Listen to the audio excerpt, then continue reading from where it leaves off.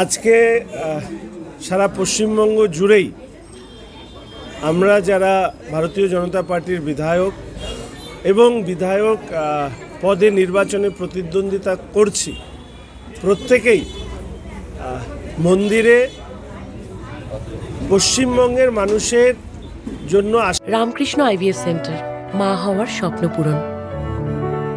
নির্ভরযোগ্য চিকিৎসা এখন আপনারই শহরে, জীবনরেখা হসপিটাল। আশীর্বাদ প্রার্থনা করতে মায়ের পুজো দিতে এসেছি।